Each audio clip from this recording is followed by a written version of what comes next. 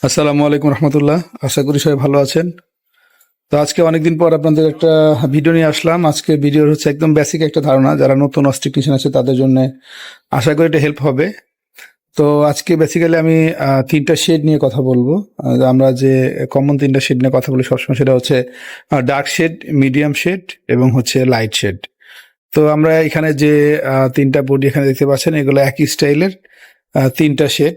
একটা হচ্ছে dark shade, একটা মিডিয়াম শেড এবং একটা হচ্ছে লাইট শেড। এবং এটা হচ্ছে র গার্মেন্টস, যেখান থেকে হচ্ছে আমরা আমাদের কাঙ্ক্ষিত শেড পর্যন্ত যেতে পারি।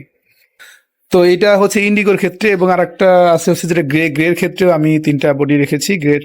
গ্রের মধ্যে হচ্ছে যে তিনটা শেড করা যায়, এর একদম এটা হচ্ছে জাস্ট এনজাইম করা আছে। এটা হচ্ছে লাইট মিডিয়াম কালার, এবং এটা তুলনায় এটা আরো লাইট, এটা হচ্ছে লাইট গ্রে। তো এটা হচ্ছে গ্রের ক্ষেত্রে গেল। তো আমরা হচ্ছে বেসিক্যালি এখানে আজকে আমরা এই ইন্ডিগোর ক্ষেত্রে একটু কথা বলবো। তো ইন্ডিগোর মধ্যে হচ্ছে এই ধরনের যে শেডগুলো থাকে, ডার্ক শেড, এই ধরনের শেডের ক্ষেত্রে শুধু ডিসাইজ এবং এনজাইম করলে আমাদের কাঙ্ক্ষিত শেড চলে আসে। তো ডিসাইজ এবং এনজাইম সর্বোচ্চ 20 মিনিট এনজাইম, 10 মিনিট ডিসাইজ করলে এই শেডটা চলে আসে। এটা হচ্ছে আমাদের ডার্ক ওয়াশ যেটাকে বলে।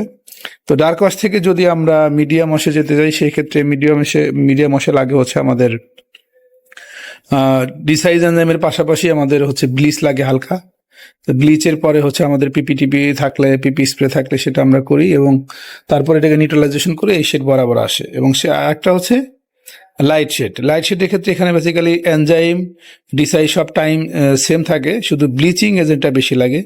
কারণ আমরা জানি ব্লিচিং এজেন্ট হচ্ছে বিরঞ্জক পদার্থ, রং নষ্টকারী পদার্থ। তো কাঙ্ক্ষিত এনজাইমে ইফেক্ট চলে আসার পরেও আমাদের শেড চলে আসে না, সেই জন্য হচ্ছে আমরা ব্লিচ করে এই বরাবর শেড নিয়ে আসি, এবং এখান থেকে আরো সুপার লাইট হতে পারে অ্যাজ পার স্ট্যান্ডার্ড অনুযায়ী।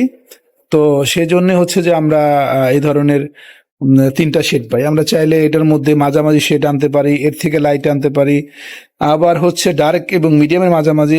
অ্যাকচুয়ালি হচ্ছে আমাদের কাঙ্ক্ষিত যে শেডটা অ্যাজ পার স্ট্যান্ডার্ড অনুযায়ী সেখানে হচ্ছে আমরা যাই।